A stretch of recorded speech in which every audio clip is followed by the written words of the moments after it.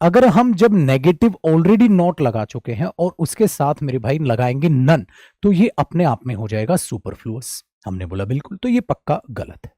फिर कहता है सर डिड ईट नन। अगर हम ये देखें डिड ईट नन, तो अगर डिड और ईट देखें तो कई बार बच्चा ये कहता है सर ये तो गलत हो गया, डिड एट गलत हो गया। देख मेरे भाई, सबसे पहली बात सुन, हम यहां पर डिड और एट की बात करने लग रहे हैं तो ये पक्का गलत है, क्योंकि डिड हेल्पिंग वर्ब के बाद सेकंड फॉर्म ऑफ वर्ब गलत होती है।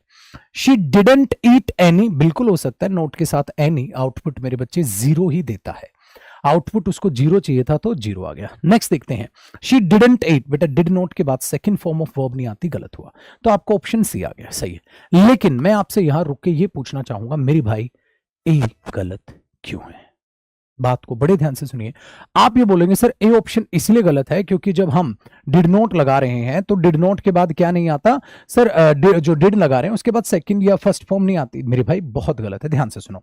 मैंने बोल दिया आई डिड इनवाइट देम।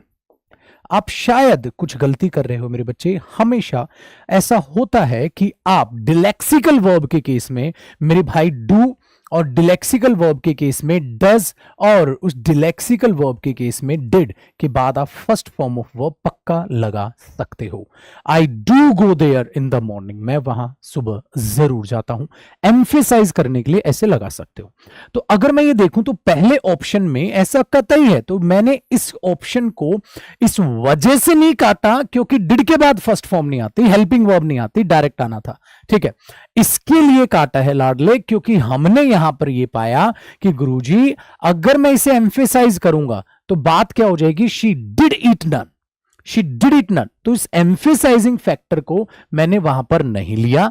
उस एम्फेसाइजिंग की बगैर मुझे जीरो आउटपुट जो चाहिए था, मैंने डिड नॉट एनी से उस आउटपुट को लिया, क्योंकि ऊपर जो बात की गई थी कोई एम्फेसाइजिंग फैक्टर में बात नहीं की गई थी।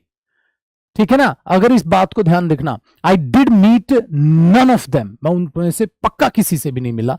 मैं उस बात को एक एम्फेसाइजिंग फैक्टर दे सकता था, बट मैंने उसे एक एम्फेसाइजिंग फैक्टर ना देकर उसे उसी मैनर में चुना जिस मैनर में उसका इंप्रूवमेंट मुझे दिया गया, जो कि सिंपल फॉर्म में था। तो मैंने उस सिंपल फॉर्म को बरकरार रखा, डिड नॉट को, और मैंने उधर नन की बजाय एनी को चुन लिया, डिलेक्सिकल वर्ब फॉर्मेट को नहीं चुना। ये फर्क होता है मेरे लाडले टीचर के साथ क्वेश्चन करने में, यानी कि मेरे साथ जो आप प्रैक्टिस करते हो और आप खुद से जो प्रैक्टिस करते हो। ठीक है ना, हमेशा कुछ ना कुछ अच्छा और बेहतर सीखने को मिलेगा बेटा।